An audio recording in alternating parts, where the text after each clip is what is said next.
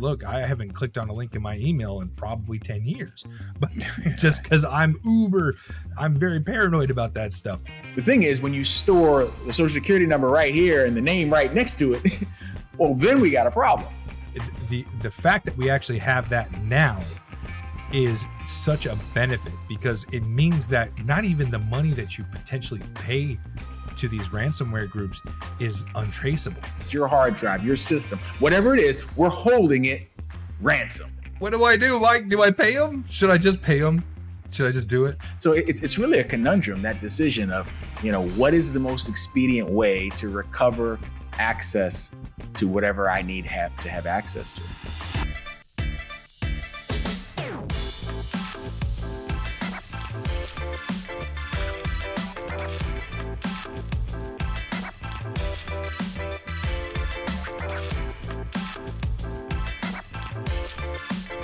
Welcome back to another episode of the Cyber Guys podcast, the cybersecurity podcast for everybody.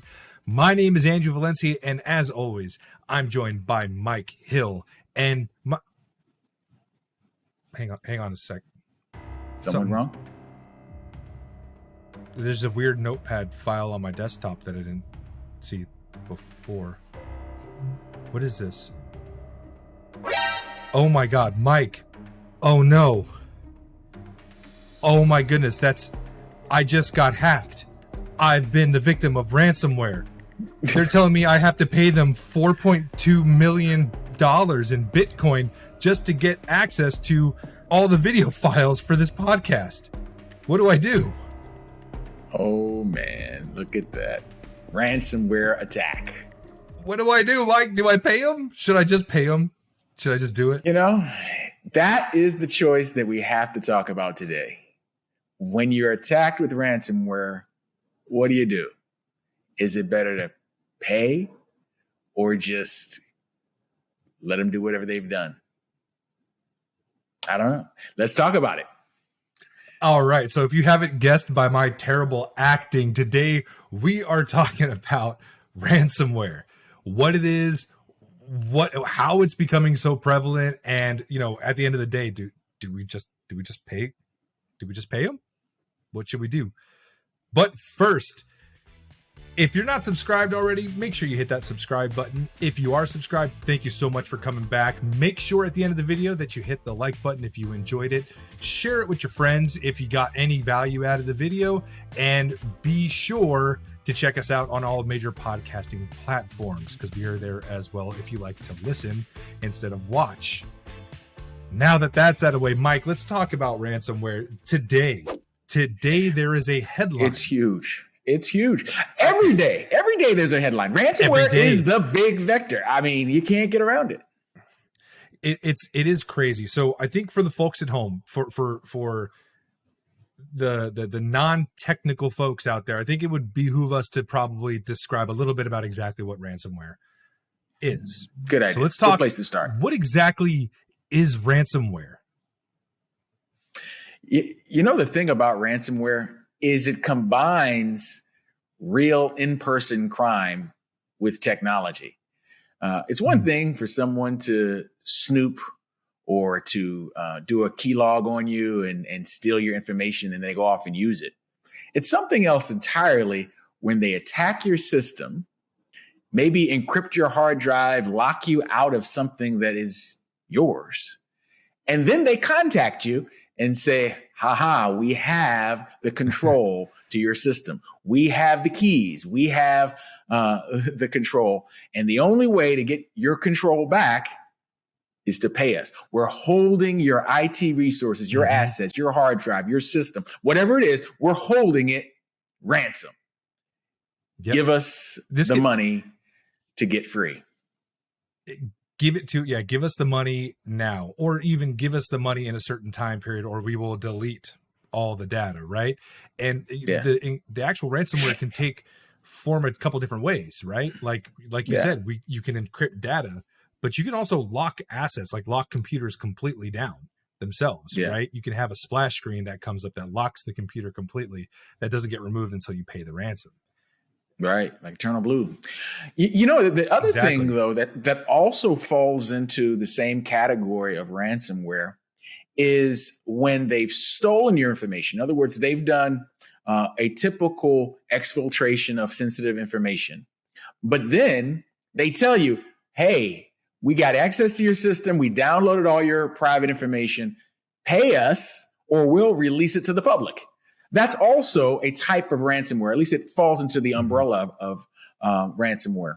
Instead of paying ransom to recover your access, you're paying ransom to prevent the disclosure of something that's already been compromised through a more traditional hacking attack, an exfiltration attack. Yeah.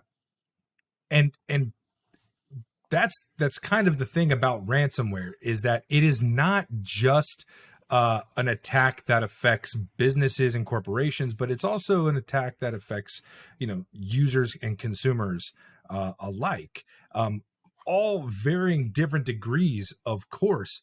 But a lot of times what we've seen, especially in the past, is that these kind of ransomware groups, they like to do attacks that have like kind of a wide net. They cast a wide net through whatever campaign they want to enact. They can do a phishing campaign, they can do RDP type things, but the important thing to remember though is that anybody can be the victim of a ransomware attack. You don't have to be a multi-billion-dollar Fortune 500 company. No. In fact, more often we see smaller entities, sometimes small municipal governments, organizations that have IT resources, but they don't have big budgets. They don't have the ability to really enact the most sophisticated security controls and countermeasures. So they're kind of an easy target. And the thing is, with an organization like that, the temptation to just pay them off, is kind of high, because the likelihood of them being able to recover normal operations in a reasonable amount of time without paying the ransom can be tough. So it's really a conundrum, that decision of, what is the most expedient way to recover access to whatever I need to have access to. Yeah, I mean, that's like the elephant in the room almost, right? Like we have these bad actors that really have us, they've taken us, to task here. We have an operation, whether we're a hospital, we have patient information that we have to get access to, right? Someone's about to go for surgery and we don't know what blood type they are because we can't access their information. That's a problem, and it's much easier just to pay them, right? It's easier just to pay them so that we can get access. But the problem is that these attackers don't always act in good faith. Obviously, they're criminals. These are people who are criminals. So just because you pay them doesn't mean you're going to get access. And that's another aspect and that's a risk, though. You got to think about that. Sometimes they have the ability to destroy, but not to recover. And they just tell you that they can recover, but they really actually don't even have the capability to give it back to you. They've just blown you up, and then they're trying to maximize their benefit in that situation. I think that's actually important, though, to remember why ransomware is becoming more and more prevalent, right? Because it's becoming something that can almost be traceless, right? Where the payment's not through like the use of a credit card, or you're not paying an entity with US dollars or with currency. You're paying typically with cryptocurrency. They're requiring you to pay them in cryptocurrency to a random account, and that is not easy to trace. It's specifically untraceable. Anonymization is a core attribute of cryptocurrency. So absolutely, it's untraceable. And that's the whole point. That's actually why some governments are choosing to define crypto, but that's another conversation. But indeed, they are getting into untraceable. But it's really funny. You can't ignore what happens if you don't pay. I was just reading this article in Wired, and it just happened last month, February. I'll just read a piece of the article.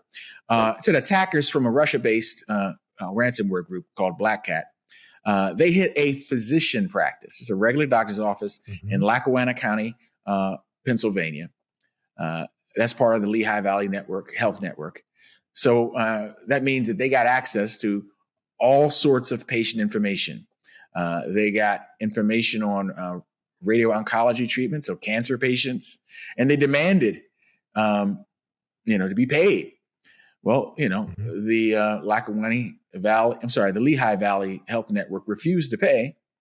And after a couple of weeks, what did they do? Exactly what they said they were going to do. They released all sorts of information. It goes on to say, our blog is followed by a lot of world media. The case will be wildly publicized and will cause significant damage to your business. That's what they wrote. Your time is running out. They said They later. weren't joking.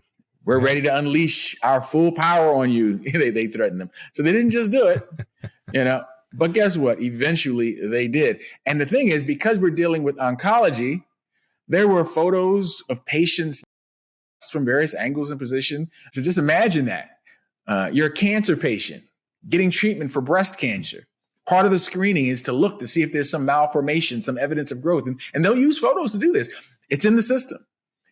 So not only is the embarrassing truth that you're a cancer patient now public knowledge, not only your social security number and other personally identifiable information out there, but no, now there's even new pictures of you on the internet, all because of a ransomware attack that didn't pay, the attacker. And think of the impact on the consumers and their attitudes toward utilizing that service in the future, or the patients, right?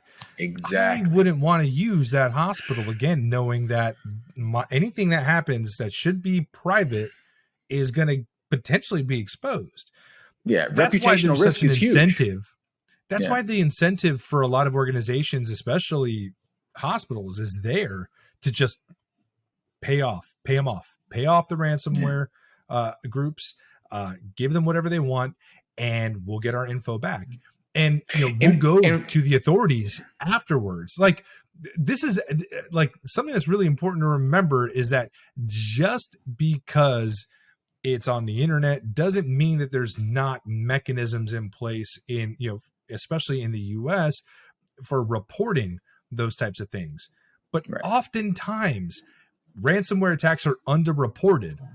Why? Yes. Because it's really damaging to the reputation of the organization if they release the information and say, hey, we were the victim of a ransomware attack, and yes, we paid these, this ransomware group, however many millions of dollars to get access to our information. It's twofold. One, it damages your reputation because your customers, your patients don't necessarily want to come back and give you more information that they know somebody else has access to. But two, you're also putting it out there that, hey, this is working. Ransomware actually works. We are target number one now because we'll pay for it. That's a problem. Honestly, that is why it's a catch-22. Because you think about it, there are certain crimes that have a very, very, very strong commitment. I mean, I guess some criminals have a very strong commitment to certain types of crime because they work. It works very, very effectively.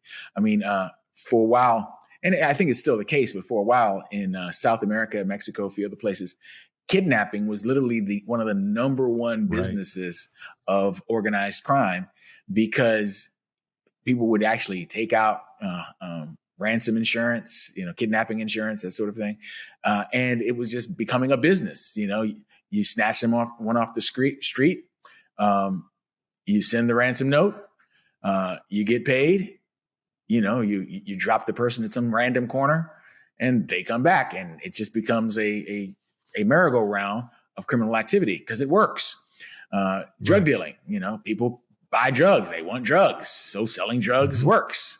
There's certain types of crimes that just have a very high success rate because they work. Unfortunately, ransomware fits perfectly into that category, right? Because it works. It's a catch-22. If you don't pay them, what was already a bad breach becomes worse. If you do pay them, you encourage the criminal enterprise to carry on. So with good reason, ransomware makes the headlines over and over again, because it's not just, leaking information, exfiltration, snooping, that sort of thing. It's actually deeply personal and very effective.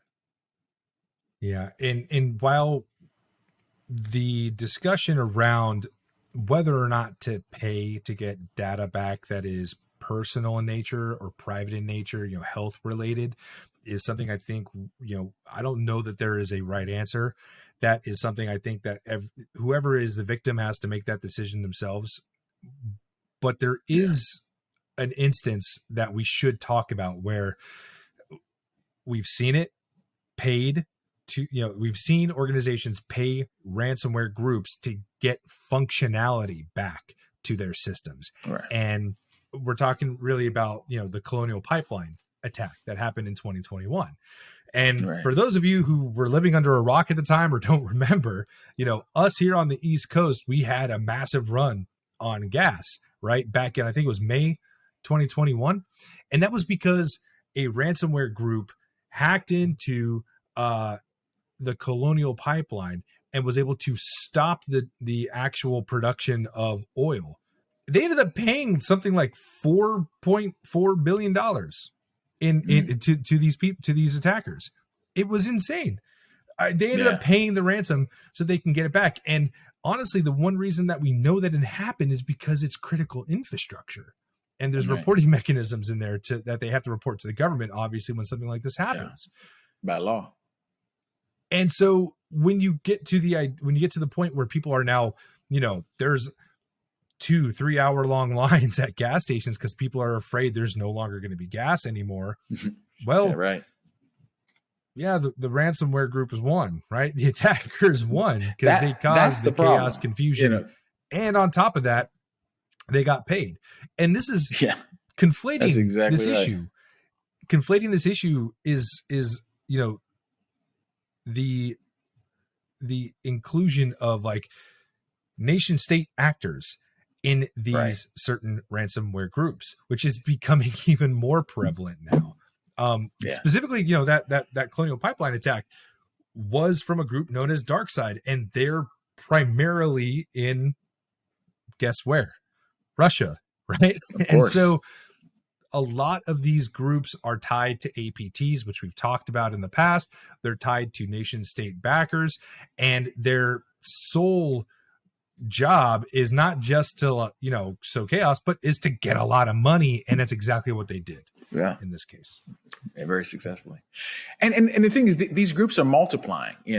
I just saw another article just the other day about a group, a ransomware gang called Medusa, and they're just propagating all over. I mean, look at what they reported on this. It said a ransomware operation known as Medusa has begun to pick up steam in 2023, targeting corporate victims worldwide with $1 million ransom demands. Medusa operations started in June 2021 and had relatively low activity with a few victims. However, this year, the ransomware gang increased activity and launched a Medusa blog used to leak data for victims who refused to pay. So not only are they getting it, they actually have their own channel to distribute what they steal. It said Medusa gained media attention this week after they claimed responsibility for an attack on a Minneapolis public school district. So now those permanent records are out. They shared video of the stolen data to prove that they had it. Now just imagine that. Now we're talking about double sensitive information. Kids' information, information about children, information about their permanent records, information about their families, and probably social security numbers of their parents. All sorts of stuff. And they'll videotape and say, "Hey, this is real. We really got it." And then they have a blog. If that happened to me while I was a student in school, I would have been like, "That's fine. You guys can keep that info. I don't need it. You can keep my grades hidden. That's fine." Your personal grades. It's crazy. But it doesn't illustrate the point. And it's becoming more prevalent. I mean, like somewhere like in 2020, like we started getting more and more info on how often these attacks were happening. And in 2020, it was something like 150% increase in the occurrence of ransomware attacks. And it's not because these ransomware groups are becoming more sophisticated necessarily.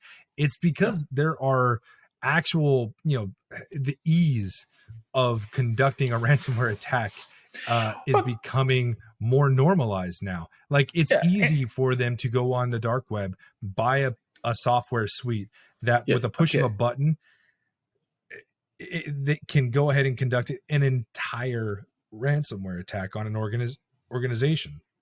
Yeah, particularly because so many and that's why we're organizations. seeing this.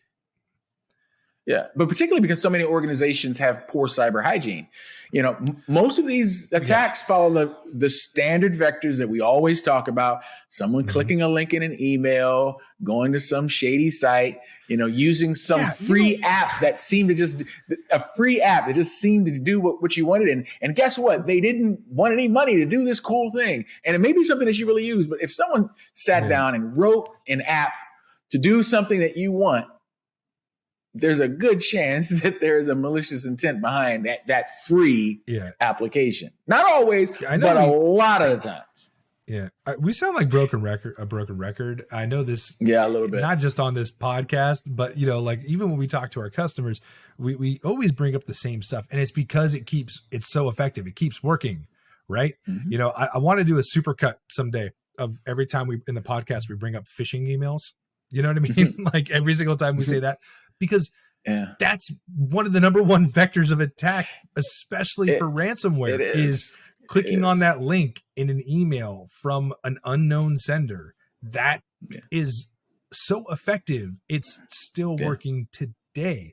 It's not about these complicated malware attacks or like coming up with a brand new a worm or even a Trojan horse. It's not. It's people just clicking on links. Yeah. No one's developed. Like, a lot of these people aren't developing these tools themselves. They're buying them off the dark web.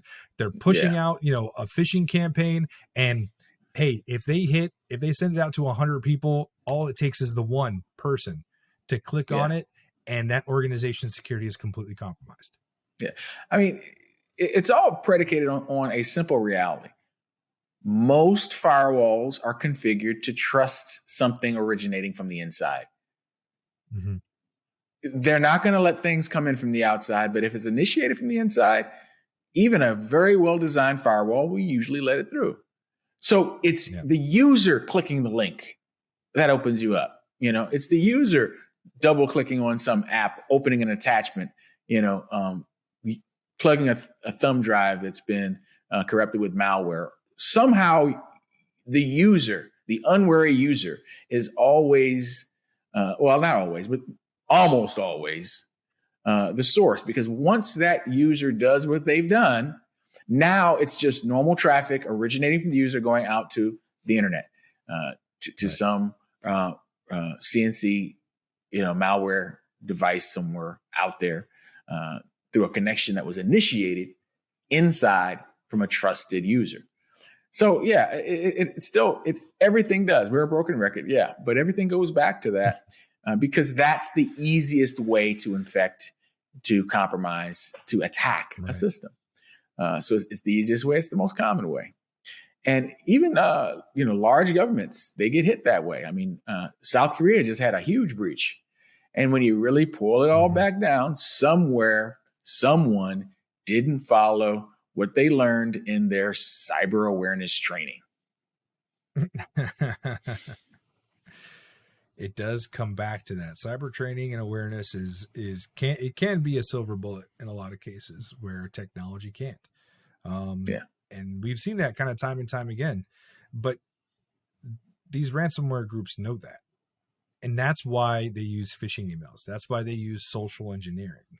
That is why those techniques are so prevalent, because they work, because they're successful, and they know sometimes that depending it's on whaling, especially or spear phishing. Yeah, exactly. Sometimes they have a specific individual they go after in mind. I've been just recently, been spearphished a few times, and I'm like, wow, these guys are getting pretty good. Now, I'm a professional, so I recognize it immediately. But they'll use a service that looks right. They'll use a return email address that looks right. They'll use graphics inside that looks right. In some cases, there are very, very, very subtle clues that it's phishing because of how well they've framed it. And I'll say, even though we are cyber professionals, we're still victims of cyber attacks, like phishing and social engineering. It happens. Not only is nobody perfect, but we are just as likely to mistake an email from a known colleague or a friend or even a business and click on a link that we're expecting and have it be a phishing scam, right? And we can become victims just as easily. And imagine how difficult it is then for the everyday consumer or just the everyday user to do the exact same thing. And we're supposed to have keen eyes for it. And look, I haven't clicked on a link in my email in probably 10 years, but just because I'm very paranoid about that stuff. I will go into I will open up a new window. I will type in the link myself if I have to, for a known website, but that's not everybody. And so general users have a hard time seeing what's real, what's a scam. And that is why this kind of attack is not only becoming, is so easy to pull off, but it's becoming so incredibly prevalent. Yeah, it is. It really is. So let's talk for a minute about tips. What should we tell the people out there? Prevention. Let's talk about ransomware attack prevention. This is my bread and butter, man. I love this stuff. Let's talk about it. So I think this is opinion based, right? This isn't like to say this is the number one thing you have to do, because the context absolutely dictates.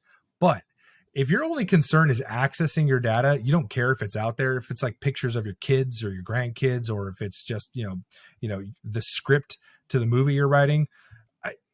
Maybe continually back up your data on a source that is not the computer that you're using, right? Backups, up man. your data. Backups are everything. If they steal it, they don't have the only one. If they blow it up, they don't blow up the only one. Exactly. Redundancy. It's one of the most important and most resilient ways. And that's even true for systems. Let me just throw that in. Even your systems, keeping, a snapshot of your systems ready to pull from a backup. Now, that's kind of overkill for a lot of regular users. But there are ways to do it in a number of operating systems. If you use the Mac, there's a rollback feature. You can restore from a previous snapshot of your whole system. There are other tools that let you do the same thing that are readily available. So it's not just something that big organizations want to do. You can roll back too. And if you get blown up and you roll back, you using the Apple Time Machine or whatever other mechanism, that can be a way you become resilient, just under that first topic of backing things up. Absolutely. Now, of course, backing up isn't the only option for a lot of organizations out there that are keen on protecting private data, right? It doesn't matter if you have redundancy, if it's private data, it's still private data that's out there technically in the open. So what are some ways that we can so what are some ways we can actually prevent, ransomware attacks in that respect? And that goes back to the basic cyber hygiene stuff that we've talked about time and time again, right? Updating antivirus software, making sure that your software is up to date, making sure that your software is patched, right? Not clicking on links in your emails from unknown senders, right? That's a big one, right? And doing honestly, stuff like that, it's huge. And honestly, there are mechanisms for storing data in ways that make theft, irrelevant. For instance, in addition to encrypting it, obviously that's number one. There are ways in their formats that you can break your data down, do some sort of either anonymization or pseudonymization with the information, so that the way it's stored, if someone grabs what's stored, there's no meaningful information. So just to illustrate what I'm talking about, right? Some of the things that we don't want people to lose is personally identifiable information, things like your social security number, your birth date, that sort of thing. But here's the trick about that kind of information. It's only personally identifiable when it's in context. A social security number is just 9 digits, 9 numeric values. Without context of A, it being a social security number, and then B, it being the social security number for someone, it's just 9 digits. Doesn't have any meaning, and therefore is not necessarily personally identifiable. The thing is, when you store the social security number right here and the name right next to it, well, then we got a problem. But there are ways through, Yeah, there are ways through database design and storage techniques where you can completely obscure that information in a way that even if they grab the whole table, they do some sort of SQL injection, because you have a weak web app, and they pull down the entire database. They're pulling down gobbledygook that's mixed from all over the place. They're not actually seeing what is the reality or what is the matched up information from your that makes it personally identifiable. So basically, you're accepting the fact that you've been breached, but you're making sure that what gets breached doesn't actually do any harm. Now, that's not a end all be all approach. That's just part of a layered strategy, a defense in depth strategy for different ways to protect yourself from exfiltration. Yep, exactly. And let's be honest. This isn't. I don't want to say this is all doom and gloom. We don't need to go, oh no, just because ransomware groups are out there. There's a lot of mechanisms that are now in place that weren't even a year or two ago that are actually really beneficial and provide, I think, a lot of hope for everyday consumers and organizations alike, right? Nowadays, especially in the US, right? The Department of Justice has, they've created the Ransomware and Digital Extortion Task Force, which I think is the fact that we actually have that now is such a benefit, because it means that not even the money that you potentially pay to these ransomware groups is untraceable, right? Like in the Colonial Pipeline attack, they actually paid $4.4 million in Bitcoin, but they were actually able to get some of that back through various mechanisms. And that was largely due to the efforts of the DOJ. And so things are getting caught some of the better. villains. They've caught some of the, awareness is out there. It's on the rise. The mechanisms are in place, not only for mandatory reporting for certain entities like critical infrastructure and things of that nature, but also there's more resources out there for the general consumer to engage with. And I think we would be missing the mark completely if we didn't at least mention nomoreransom.org. And there, I'll put it up on the screen there for everybody. They are a project out there that provides not only information and Q&A on what is ransomware and what to do if you are a victim of ransomware, but they actually provide just an insane amount of actual decryption tools. So these are tools that are used to actually decrypt data that has been encrypted through various different attacks. A lot of the known attacks actually have decryption software out there that can be bought on the dark web, and nomoreransom.org has that on their website. I'm going to put that in the link of this episode so that if you are the victim, unfortunately, if you are the victim of ransomware, you have a good, knowledgeable resource to turn to. Yeah. So, and that's a great thing. It's a great thing because that's really a great thing because, as we mentioned earlier, most of these guys, most of these cyber criminals aren't the geniuses that created the attack vectors and the attack methodologies. Exactly. They're just buying these tools, grabbing these tools, using secondhand tools. So there are some geniuses out there who have been able to reverse engineer these tools because they can get the tool too. And once you get the tool and you reverse engineer the tool, you have a way of actually recovering some of the damage that was done. Unless, of course, it's one of those cat out of bag situations. Right. And so, like I said, this is something to take seriously. It's something to pay attention to. If my poor acting did not communicate anything in the beginning of this episode, it's that this is something that is real. It does happen, but it's not the apocalypse. It's not doomsday. It's not the end of the world. If you are the victim of ransomware, you can still get your data back. There's a lot of different mechanisms for that. One of which, of course, is paying and hoping that you get access back to your stuff. But there are other third-party resources out there that you can go to, get access to, and use to take this power away from some of these ransomware groups. Good policy. And like we've said before, don't forget prevention. An ounce of prevention is worth a pound of cure. I mean, it's a classic cliche because it's true. Cyber hygiene, everybody. Cyber hygiene. Cyber hygiene. Yeah. Cannot state that enough. Yeah. All right. Well, I think that's where we're gonna cut it today. So if you like this episode, make sure you hit that like button. If you're not subscribed, make sure you're subscribed. Make sure you're subscribed by clicking on the subscribe down below. If you had any comments, if you thought we got something wrong, or if you have any more resources that are out there for victims of ransomware, make sure you hit that in the comments down below. If you want to know more about APTs, encryption, make sure to go and look through our videos in the YouTube channel because we have stuff covering all of that. I think we're at something like 90 plus videos, Mike. Like we've put a lot out. Oh, wow. Last year, yeah. So, now that we're doing the shorts and stuff, yeah, I guess so. Yeah, wow. Yeah, man. So there's plenty for you guys to watch out there.